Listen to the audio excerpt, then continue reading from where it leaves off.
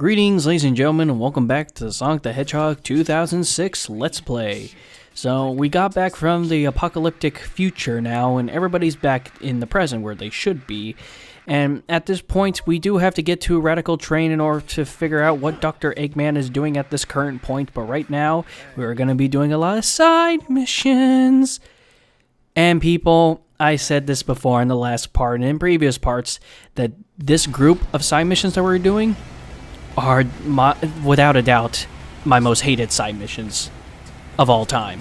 Even with Shadow the Hedgehog, I mean, I just hate these side missions. So let's not dwell any more into the story. Let's get to the side missions here. So the first side mission we're doing is one of my most hated ones, the Car Festival.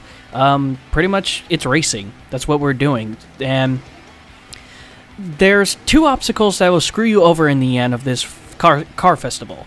The first one is that the cars at the very beginning, you know, it could be really hard to get around them with the buggy. I mean, the only competition that you'll ever have is this black car, the car I just like ran into at the very beginning of the race. I didn't even know you can do that. It's really hard for you to sometimes get around the cars. And it's just that since the physics of the buggy is just so finicky and just out of whack, it could easily just topple you over, or you could spin out of control left and right. And it just makes it really hard for you to recover and catch up to the other cars. Like I said, the black car is the only competition that you have. If you double tap the A button, you know, you have that little boost, but you want to be careful of that boost. That leads up to obstacle number 2, is that if you run into any of the walls or anything, you know, the buggy, how its physics is, you're going to hug that wall and then you're just going to go swerving left and right, and sometimes you'll just do a whole 180 and, you know, you have to reverse and get back in the right direction, and it's just, that's the only pain in the ass about that side mission. If you use your boost at correct times and, you know, just stay in the front and beware of that black car, you'll be fine during that side mission. But my least favorite side mission of all time is finally done, so I don't have to do that.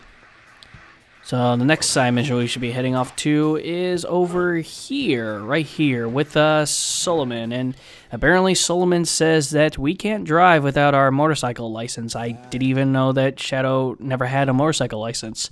You know, that could be kind of bad. If a cop was able to pull him over, you know, he could be paid a giant fine, and not only that, if Gunn ever figured out he never had a license, he'll probably be of a leave of absence for a while until he gets it. So apparently, I guess that's what we have to do this side mission for. But it's just like this whole motorcycle test is just adds more wood to the fire of what I was explaining earlier about Shadow's side missions. Is that we done it before with Sonic 2. What's his name? Aristotle, I think that's why I called him. You know, we had to do a bunch of remedial tasks for him in order to complete the side mission, you know, and every single time we had to do something, there was like 2 side mission, or actually 2 loading screens, you know, in between each other. I mean, he talks to you, he explains it, then a load screen, and then you do it, then load screen, explains again, load screen, do it, load screen. It's just, and that's what Shadow's side missions come up to. It's just that out of all the characters, he has the most of the loading screens. And if you're a klepto and you want to get all these side missions done with, I feel sorry for you, because if you fail or don't get the S rank, you know, to get all the gold medals and whatnot, that's more 20-second load screens that you have to go through over and over again. And I hate that so much. It's a pain in the ass. And Shadow just does it way too much. But going back to the motorcycle test side mission here, is that the motorcycle test is split up into 5 parts. The first part, we're just heading to the goal ring, simple and straight to the point. The second time, we are destroying boxes with our machine guns, because everybody knows that's what you do in your motorcycle test. Come on. You remember the last time you took your motorcycle test, you had to gatlet all sorts of pedestrians for a high score. And the third part, we had to go through traffic cones, you know, we have to go in between them. Fourth part, we have to collect some bronze medals. And the last part here, we're just taking everything we learned from those, which is absolutely nothing, and just heading to the goal ring. I mean, seriously, what was all that supposed to teach us? How to get to the goal ring? Seems like a kind of a pointless side mission. And it is, because of its tab loading screens. Perfect. But if you just get through all the parts at a very fast pace, you know, you'll easily get this S rank. Alright, and that takes care of the motorcycle tests. Don't know if we got our motorcycle driver license, but I guess we got our Class M license, and just leave it to as that.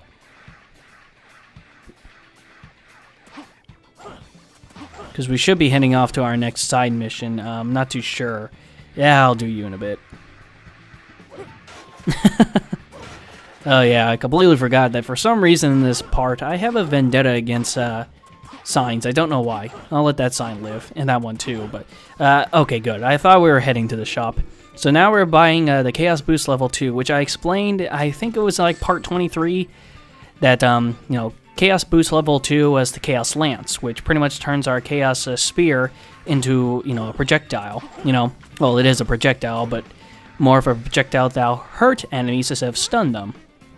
And like I stated previously, the homing attack is a way better projectile than the Chaos Lance, so what's the point of that upgrade whatsoever? So the next side mission we're doing is the Agent Test of Intelligence, and do I really need to explain about this side mission? You know, it's just better to say, just hit all the boxes that I'm hitting, which is 5 and 7. I think the next one's going to be 0, if I remember, because I literally had to check my phone so many times in order for me to figure out what the sequence is and whatnot. And the whole basis of it is that there's a, as you probably saw me check, there's a stack of boxes, and they're supposed to be in some sort of sequence and everything like that, or maybe a row adds up to a number. You're going to have to find the missing number in between each row and whatnot. It's something like that, but if you just, you know, hit the boxes 5, 7, 0, you know, easy, straight to the point, you'll get that S rank with no problem. It's just one of those other missions that has a shit ton of loading screens. And that is a big no-no in my book.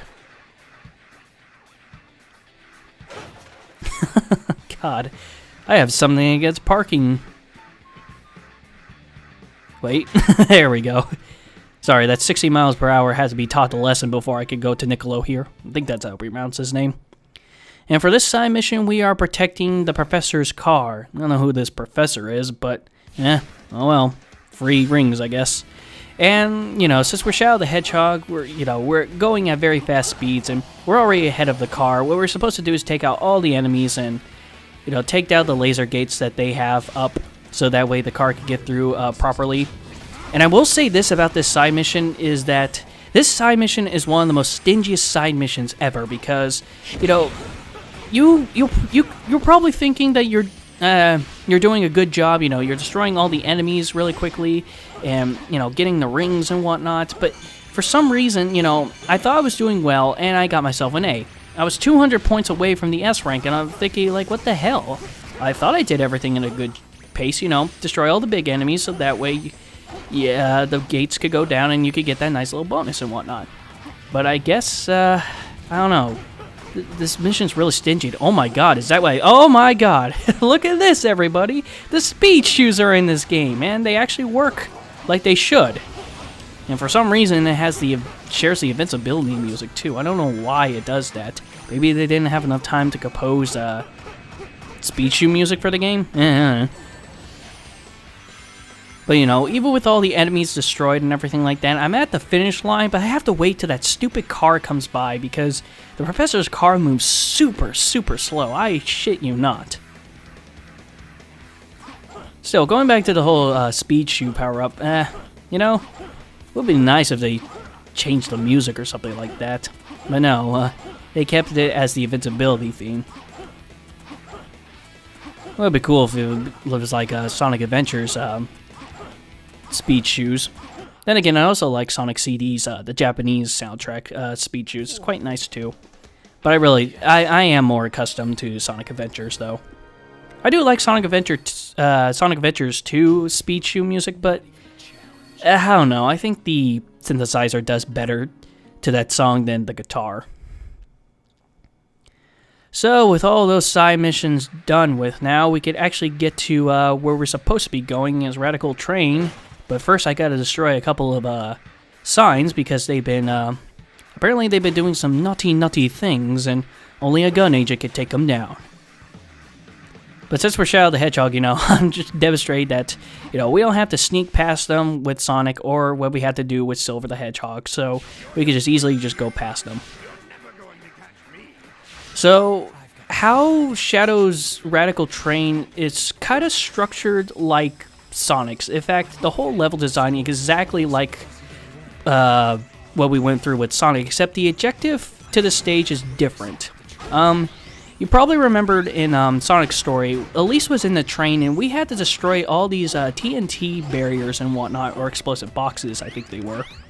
And, we had to protect the train in order for us to, proceed on ahead, so it doesn't crash and blow up, so Elise will die in it. And here we're doing the exact opposite. We are trying to beat ahead of the train to put up laser barriers, so that way we're able to, beat the crap out of the train with our homing attack. Break dance that thing away. And because of that, I don't know what's the purpose of why we're doing it. I guess just to get inside, but that's pretty much what we're doing. And since, like I said, this is exactly like Sonic's Radical Training, except the objective is different. So there's really nothing new to talk about. And, just like with Sonic, you are time pressured, so you gotta be ahead of the train, or, the train will get away, and you'll automatically, lose a life. I never really failed this one. This one's just as easy as trying to save the train. Nothing... I mean, the difference you could say for Shadow's portion of Radical Train between Sonic is, Shadow has more enemies because he's more emphasis on combat, but that's it though. Nothing really brand new. Ow. I hate that. That dash panel sometimes sends you into a wall, even though you don't want to. So for the next part of the Radical Train, we have to catch up to the train and destroy it more with the motorcycle. The motorcycle, going into its controls, it's really... Yeah, God, it's pretty loose, I will say that. I mean, it is the fastest vehicle in here, but it's really loose, so you have to be careful of its handling. If there's one thing I do miss from Shadow the Hedgehog is Shadow's Chaos abilities. I mean, Chaos Control and Chaos Blast, those moves. When you filled up your evil meter altogether, you got Chaos Blast, and this humongous energy radius just came and destroyed everything on the screen. That was pretty cool. We do get that. That's, spoiler alert, that's actually Chaos Boost level 3. And it is nerfed like mad. I shit you not. It is nerfed in here, and I will show you guys how nerfed it is. It's absolutely pathetic. And, I really wish that we also had the Chaos Control, so that way... we could speed past stages and all that. I miss that stuff. That's if I could give Shadow the Hedgehog credit, those moves were the best part about it.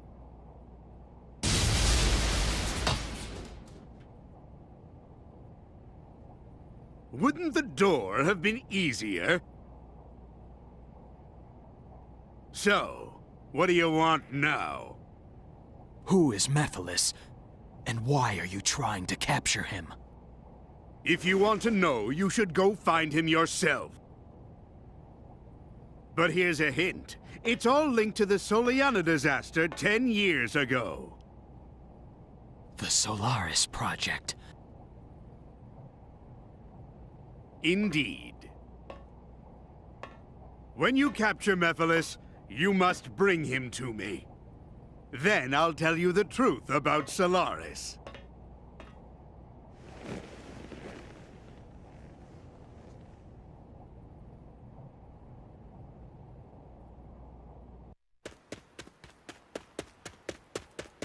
I knew it! I knew you'd return. You had to. Huh? You again? This time, there will be no more interruptions! The Iblis Trigger must die! Sonic.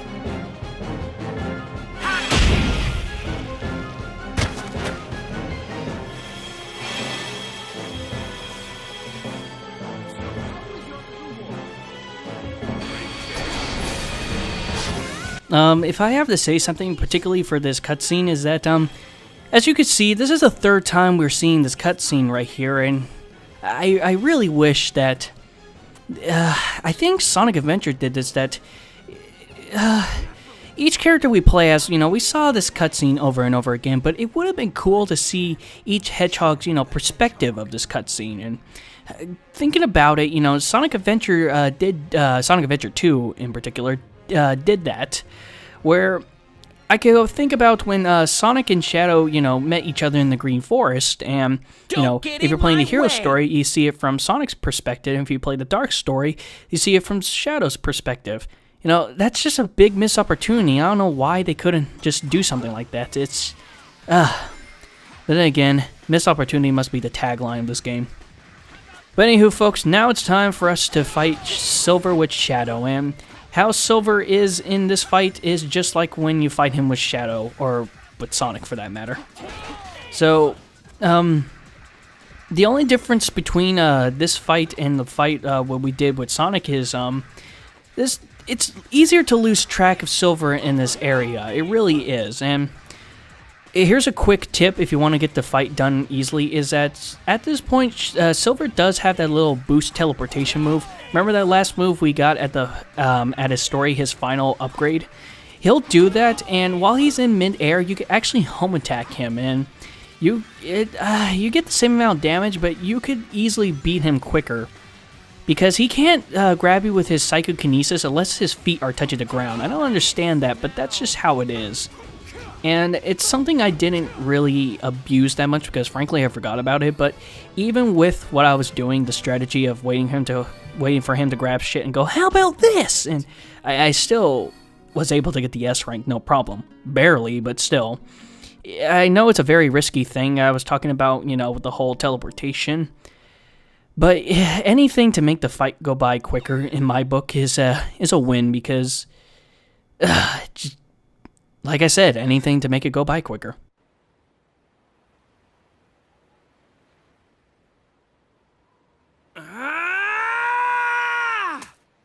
Chaos control!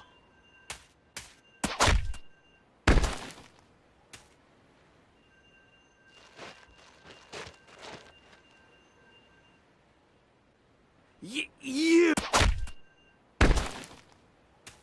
Don't bother. With the Chaos Emerald's power, I control time and space. You can't break free. I won't give up! It all depends on me! Can't lose! Not when I'm so close!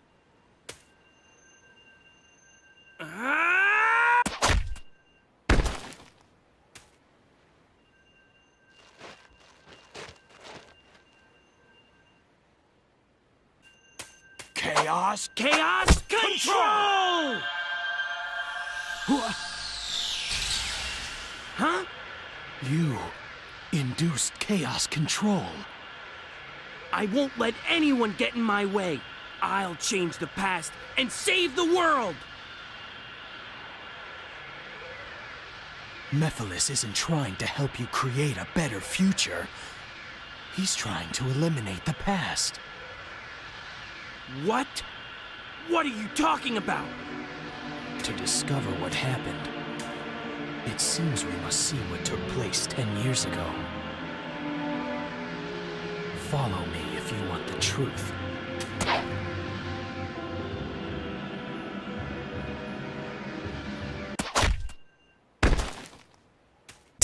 And with that, ladies and gentlemen, I'll see you for part 26 of the Sonic the Hedgehog 2006 Let's Play.